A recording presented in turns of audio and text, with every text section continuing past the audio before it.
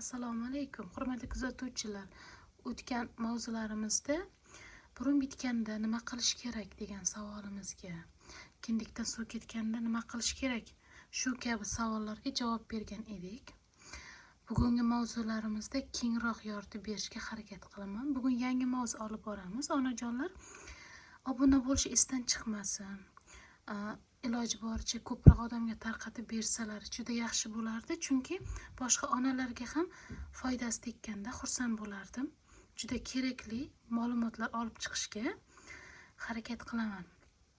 Meni asosiy mavzularim ona va bola haqida, ayollarga kerakli mavzular. Hali keyingi mavzularimizda to'liqqacha bo'lgan jarayonlarni ham olib boraman. Buni hammasi hayotdan olingan, chunki ikkita farzandim bor. O'zimda bo'lgan narsalarni, qiynalgan vaqtim hech kim yordam bermaganda, yangi tuqqan onalarimizga ham baribir kimdandir so'rashga uyalishadi, xijolat bo'ladi.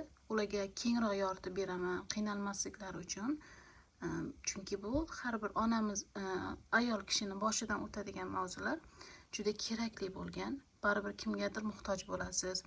Onangizdan so'rashga baribir xijolat bo'lasiz. Opalaringiz kimningdir opasi bor, kimnikidir yo'q. Endi qaynonangizdan baribir so'ra olmaysiz.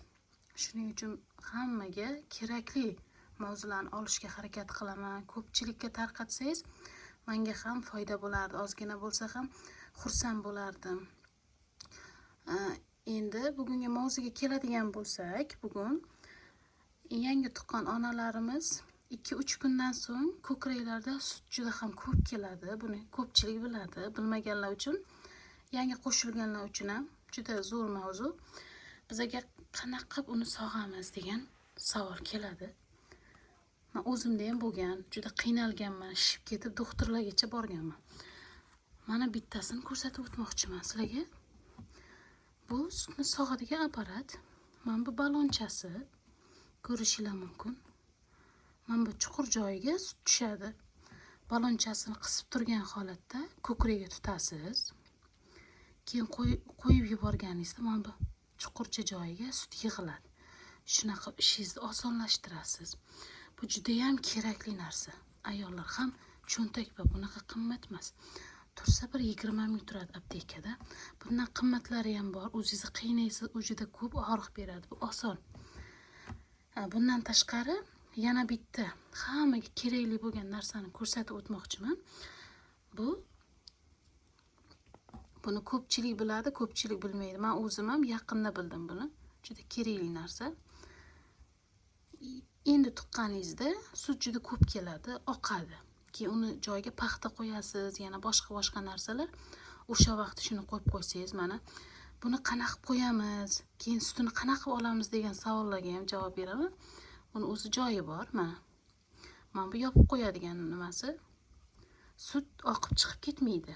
Men o'zim ishlatib ko'rdim bundan. Juda ham foydali, hammaga kerakli narsa.